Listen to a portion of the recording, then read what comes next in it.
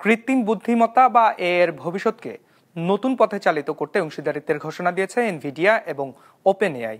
Nvidia জানিয়েছে তারা ওপেনএআইতে $100 billion বিনিয়োগ করবে, যা পরবর্তী প্রজন্মের এআই পরিকাঠামোর জন্য ডেটা সেন্টার তৈরিতে খরচ হবে। বিস্তারিত টেক্সট রিপোর্টে। ওয়ালটন এখন দেশের সীমানা পেরিয়ে পৌঁছে গিয়েছে 50টিরও বেশি দেশে। ওয়ালটন, ঘরে ঘরে বিশ্বজুড়ে। আগামী প্রযুক্তিকে নিয়ন্ত্রণ করবে কৃত্রিম বুদ্ধিমত্তা বা এআই। হিউম্যানয়েড রোবট থেকে শুরু করে অতি ক্ষুদ্র রোবট সব চালিত হবে এই প্রযুক্তিতে।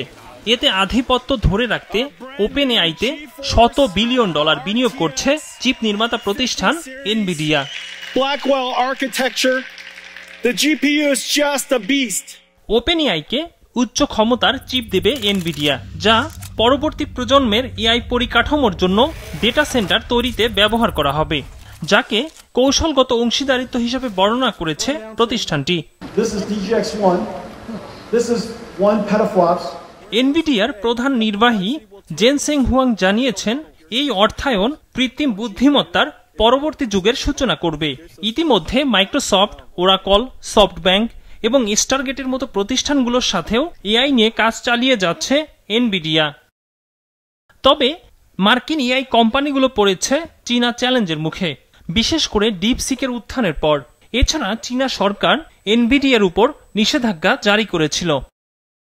এদিকে ওপেনএআই জানিয়েছে তাদের সাপ্তাহিক সক্রিয় ব্যবহারকারীর সংখ্যা 70 কোটিরও বেশি।